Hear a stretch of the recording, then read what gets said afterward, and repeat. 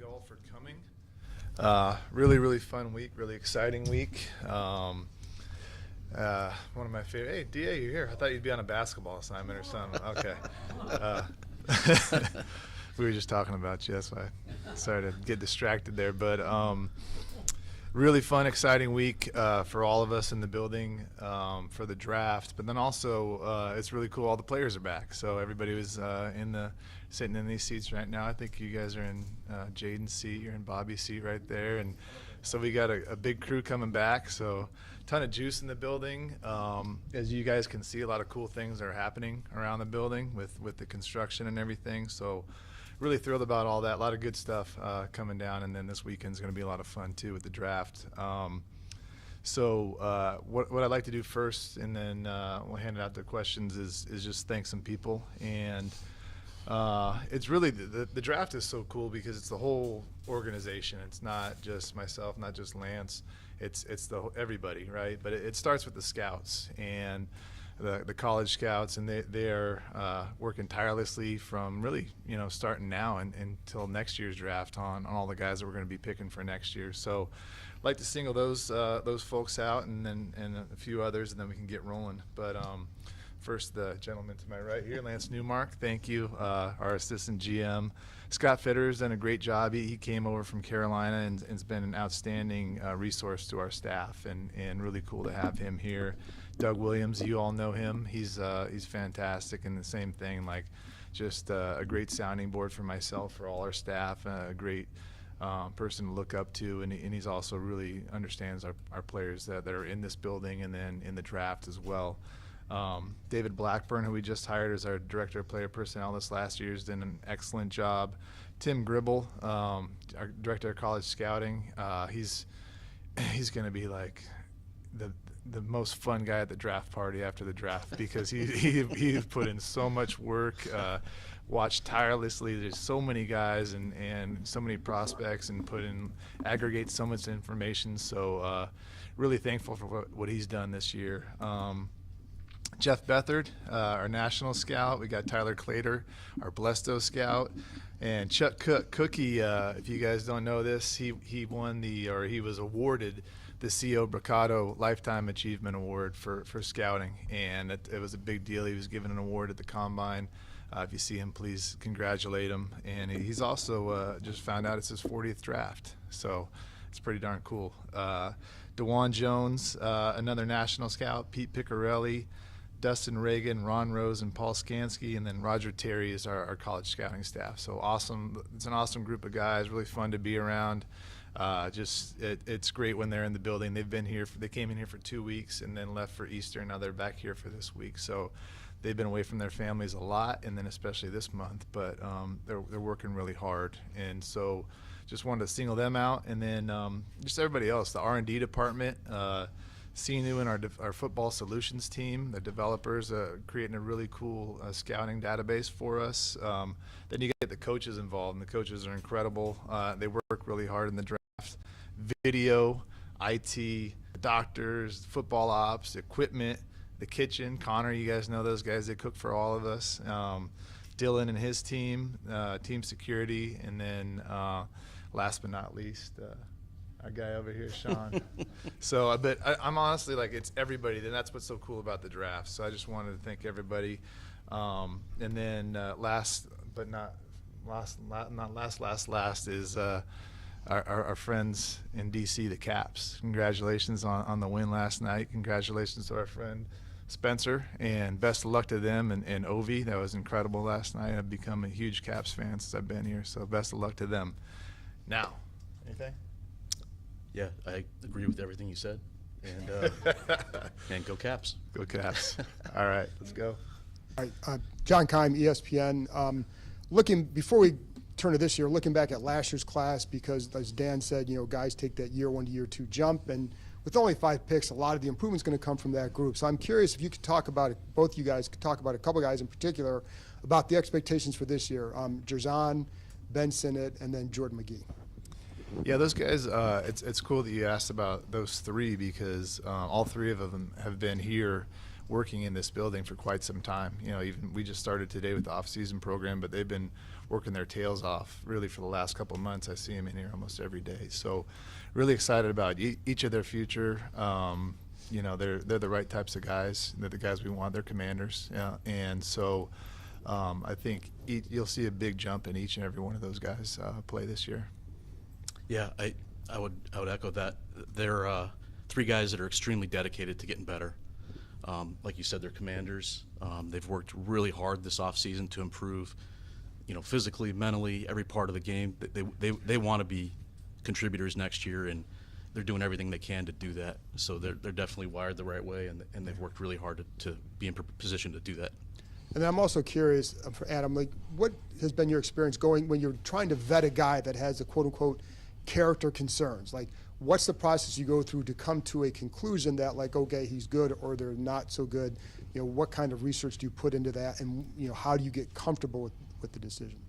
Yeah, that's a great question. Excuse me. And it really starts with the scouts, and that's where, like, all the hours that they put in and all the information, all the people they talk to at the schools and the players' hometown and everywhere else, they dig up anything they can to find out what makes each of these guys tick. And so you say a character concern, and we drafted a guy in San Francisco who had character concerns, and he turned out to be one of the best players at his position, one of the best teammates I've ever seen, one of the best locker room guys, and just an outstanding human being. So you got to be careful where you get that information and who's giving you that information, and know your sources and all of that.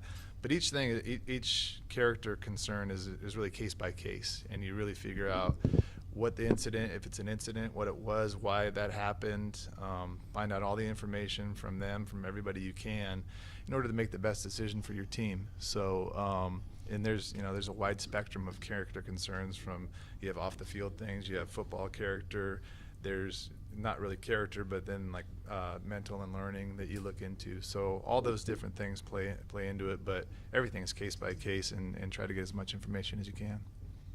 With only 5 picks going into this, are you hoping to trade back?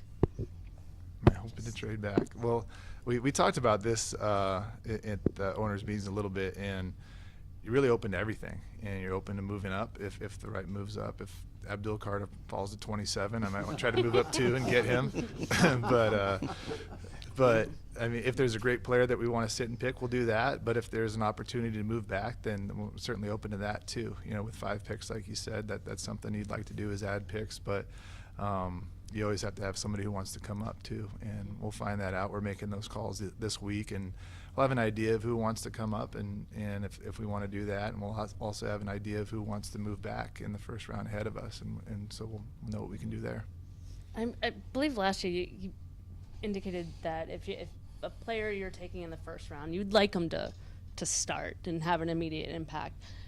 Along those lines, are there positions that you typically don't like to draft in the first round? I mean, do you usually like to stick to premium positions in the first round, or is it situational?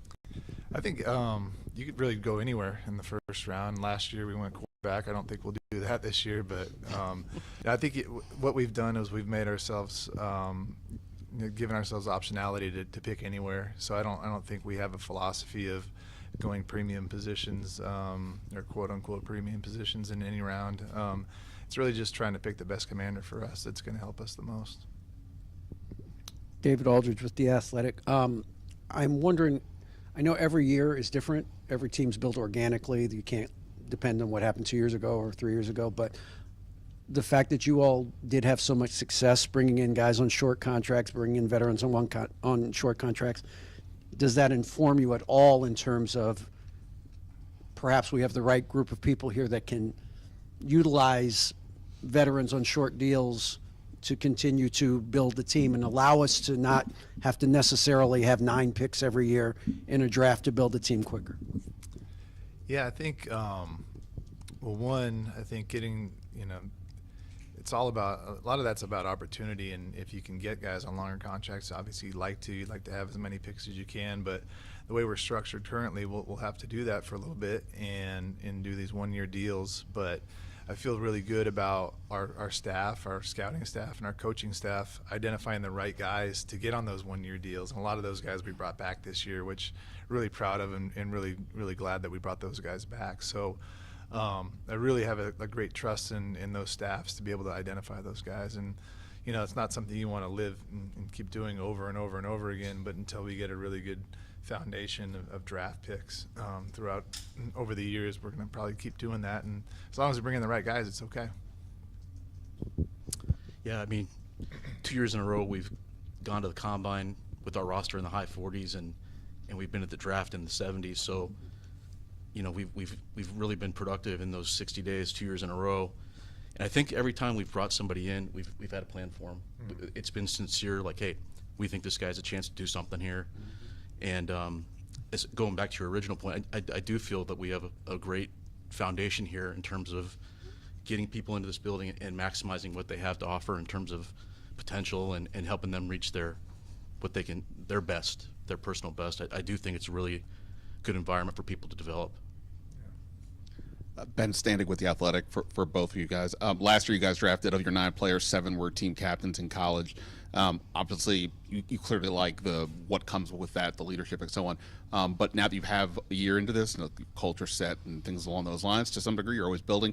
Is that as strict of a situation? Is it like, hey, we got to get guys who are captains, or is that a little bit less this year because you already have a bit of a baseline when it comes to culture? I think you're still always looking for those types of guys, no matter what. Now, the draft isn't always going to fall that way, but I don't think we're ever going to waver from the types of people we want to bring in this building. And whether they were captains in college or not, I mean, whether they are leaders or not, quote-unquote leaders, people lead different ways. But we're just going to try to bring in good people. And so if they were captains in college, that's great. That shows you something. But if they weren't captains, that doesn't mean they're not leaders, and they can't become those and can't become the types of guys we want in our building. And in terms of the edge class, obviously you guys have done in free agency, you've got a rotation pretty much everywhere. You could say we can play tomorrow, so I get that. But in terms of the edge class, is there anything in particular you might be? You took my answer. Yeah.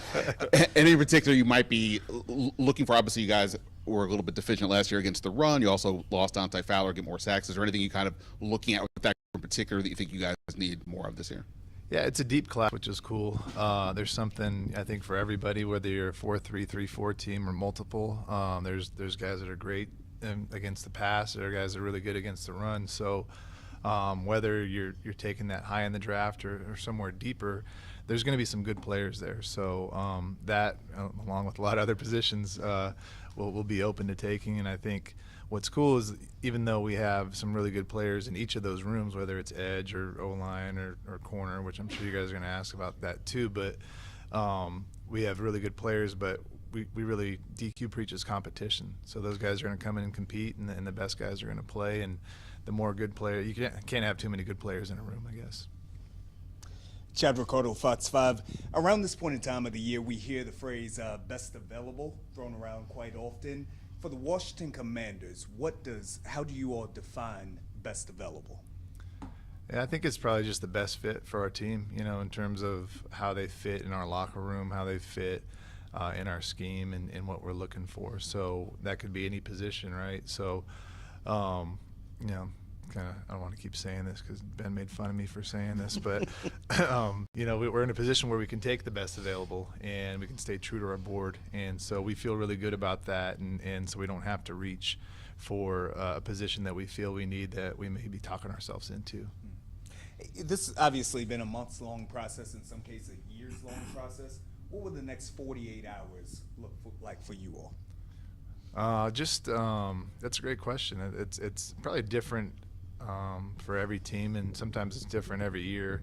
I think the next 48 hours, we're just really refining our board and just making sure we're challenging ourselves on different scenarios, different things that may come up. Really, you got 2 players right next to each other. Who would you take and why? And talking to the coaches and how would this player fit? Does he fit your vision? And so just the board's pretty much set. It's just like a little bit of tinkering here and there, and then you make some phone calls too. You make some phone calls like, okay, you want to come up? Do you want to come down? And just get an idea of what's going to be available for you. So you're not making all those decisions in real time in those 10 minutes that you have. So it's a fun couple of days. It's cool to have all the scouts here and really exciting. Alan Sandage with 1061 ESPN Richmond. Mr. Peters, I know you guys emphasize doing your due diligence on your scouting, even through free agency, talking to players and getting their input on some guys. Has there been any input given from players on maybe some draft picks?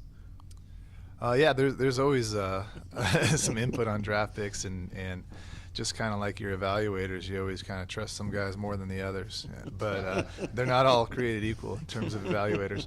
But yeah, it's actually we'll listen. You know, you get information anywhere, and so always lean into those guys and their relationships, and hey, will this guy fit in our bloodstream? You know, is this our type of guy? And but we don't really get into the skills and the technical evaluations like that, but certainly all ears to any information.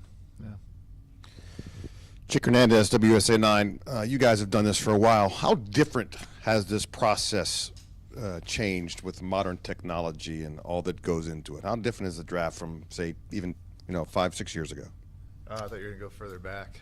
Well, I was trying to be kind, but I see the grayness, so let's go 10, 15 years. We probably both go back to carbon paper and certainly beta tapes. Yeah. So a lot's changed, and it's changing every year.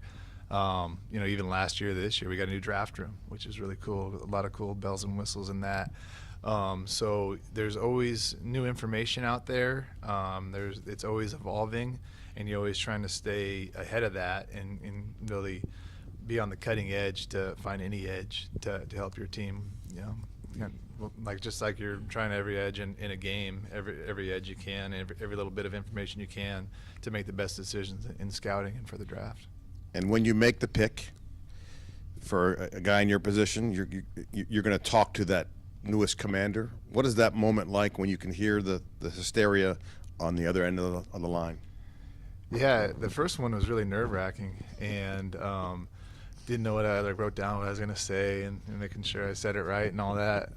It was a big pick, and but then after that, it was really fun. It's actually really cool to hear the joy in the players' voices. Really cool to hear the joy in the background of their family. It gets you emotional. They're emotional. It kind of gets you emotional and makes you really happy. You realize what a big moment it is for them, and they've worked their whole lives to get there, and they have their loved ones around them to celebrate with them. So it ended up being like the coolest part is making those phone calls for sure. Scott Abraham, ABC 7. Last year versus this year, how much more comfortable do you feel, Adam? Obviously, last year was your first NFL draft of running the show, and now here you are, your second year. Just kind of take me through the mindset of maybe the differences last year versus this year.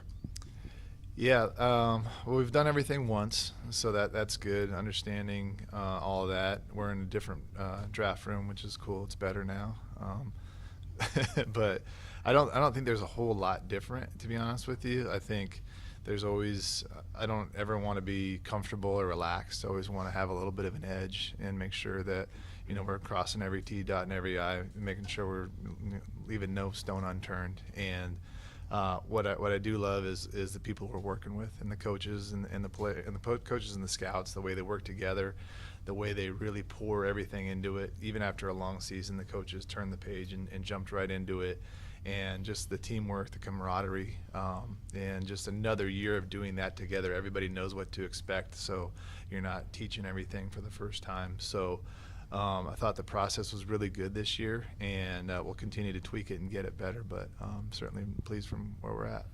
This is the first time in a long, long time the quarterback question has not been asked during a NFL draft process. What is that like to solve that starting quarterback position? How does that open up a draft in a draft board for you guys?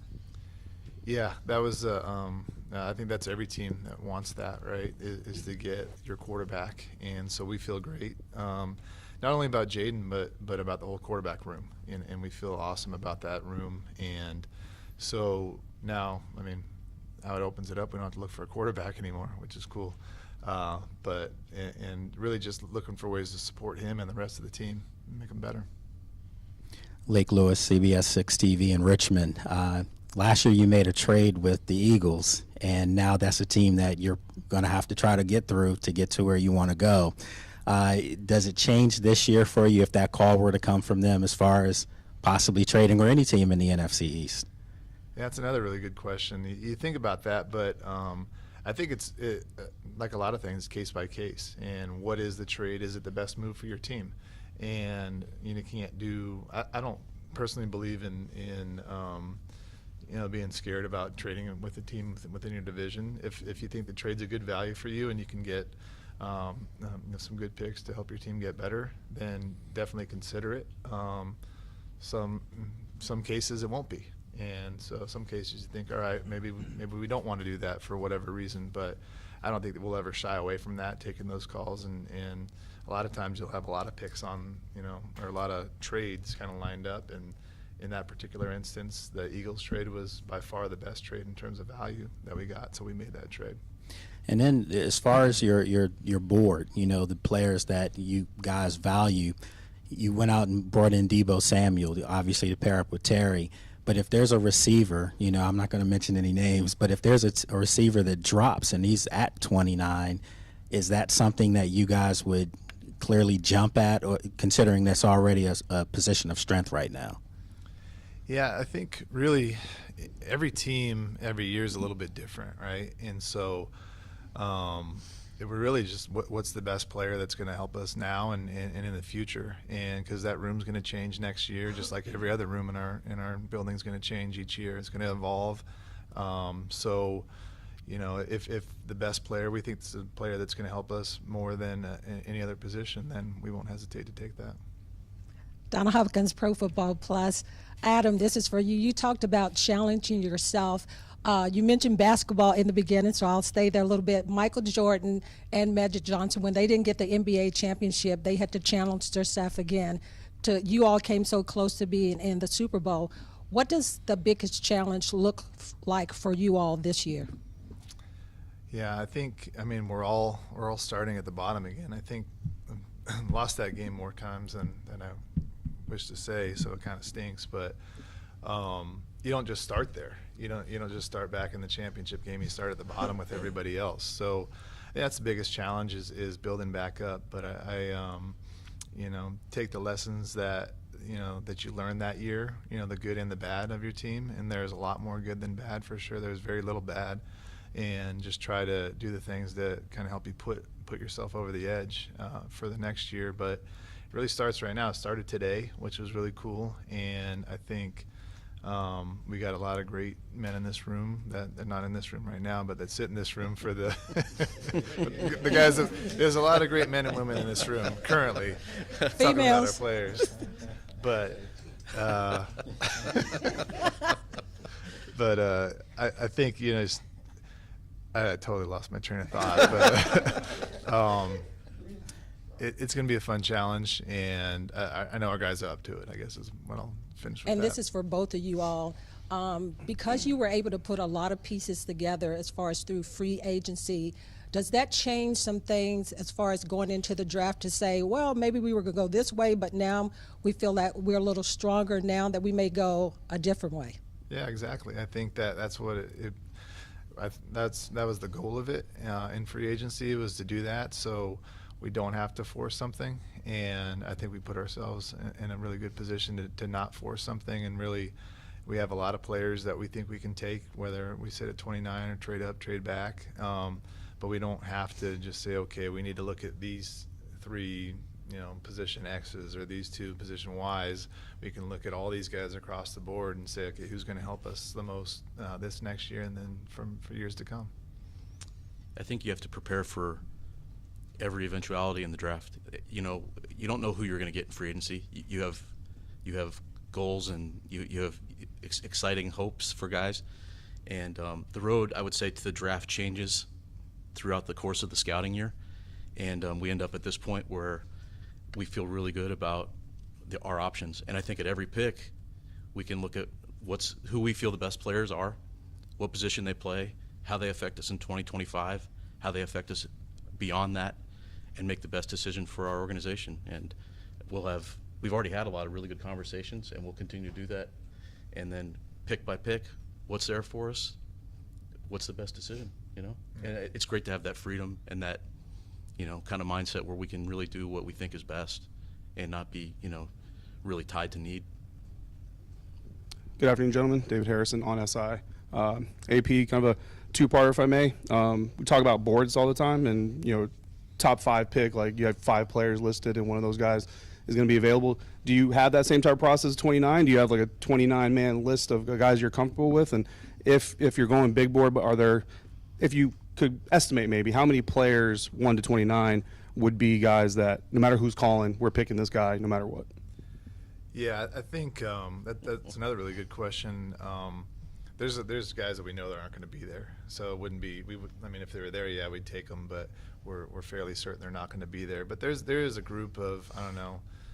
This draft is interesting just because very little certainty after the first 10 picks or so of who's going to go where and why and what's going to happen and all that. So we have to be ready for a lot of different guys to fall to us or to not fall to us. And so we have done that, where we've done an exercise where we just ranked this group of guys, however many it is. It could be 10, it could be 5, it could be 20 of, okay, will they be there? All right, and if these guys are there, should we stay and pick, or should we trade down? Should we trade up to go get one? So really challenged ourselves to do that before we fell on the clock. That way we'd be able to make a decision pretty quickly. And then Lance, for you, I think your career trajectory, most people would agree, is pointing towards GM at some point. How much do you feel like you've grown from your on-the-job training experiences here in Washington so far? I feel like I've grown a lot here. I'm really grateful for my time here. It's been great to work with Adam. It's been great to work with DQ and the coaches. It's been great to work with the staff, and this team was very unique and special last year. One of the coolest experiences I've ever had in my career was this season here last year, and I try to go into every day. Hey, how can we get better? What can I learn? And I've learned a lot from him. I don't know if he's learned anything from me, but it's been. I feel like we complement each other really well, and it's been a great experience. I feel like I've really grown in a lot of different ways, and I think as long as you're open to that, you can do that in any situation. But this one has been really special, just because, like you said earlier, the people that we're doing it with. Yeah. Thank you. Got time for 3 more? Hey there, I'm Candy Waller from Bowie TV. Adam, this one is for you. During the combine, Coach Quinn mentioned that, or his opening statement said that this time last year you all weren't really sure, what is a commander? What does a commander kind of look like, and what were you all looking for in a commander? But now you know what that looks like. So what are some of the characteristics of the people on the team now that made you say, yes, that's a commander right there? Oh, well, I mean, there's some basic characteristics that you kind of look for in just about any football player of any team, right? But you're really just seeing the competitive spirit of a lot of the guys we have. The guys, I mean, you throw in like Frankie Louva's competitive spirit, Bobby Wagner's professionalism, his consistency, his leadership. I can go down the line, but I think there's so many different things that really go into that, and it's not a one size fits all. I don't think either. But the guys that are great competitors, that are great teammates, love football, and I think those are probably the 3 biggest factors that would go into it. For Adam, Liam Griffin with the Washington Times. Last year's draft was really successful. Just beyond Jaden, you had several starters from that draft class who contributed immediately. What made last year's draft so successful, and how do you go about trying to repeat that?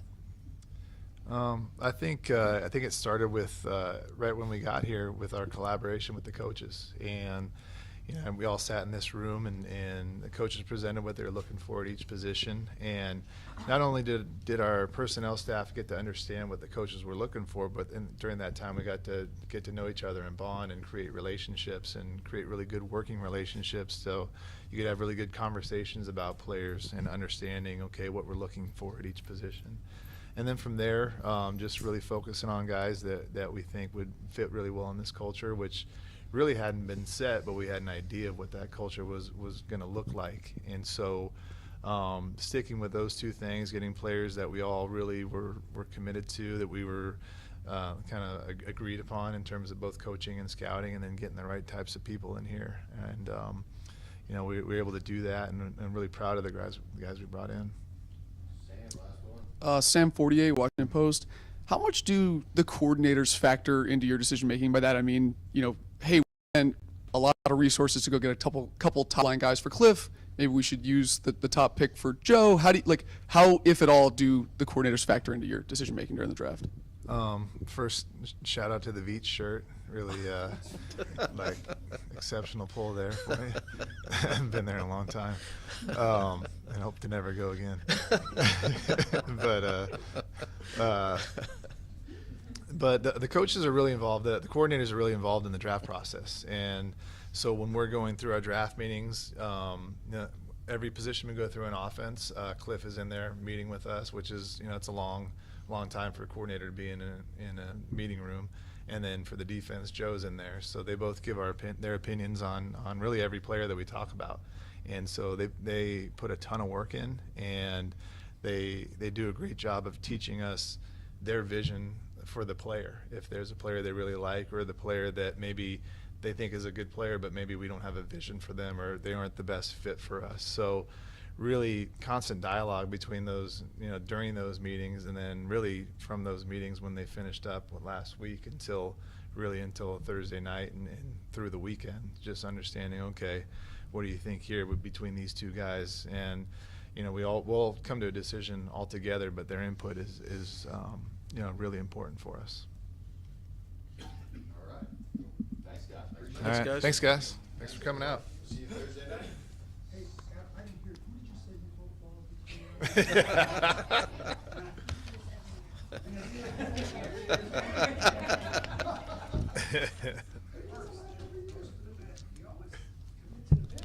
you Yeah. The dad jokes.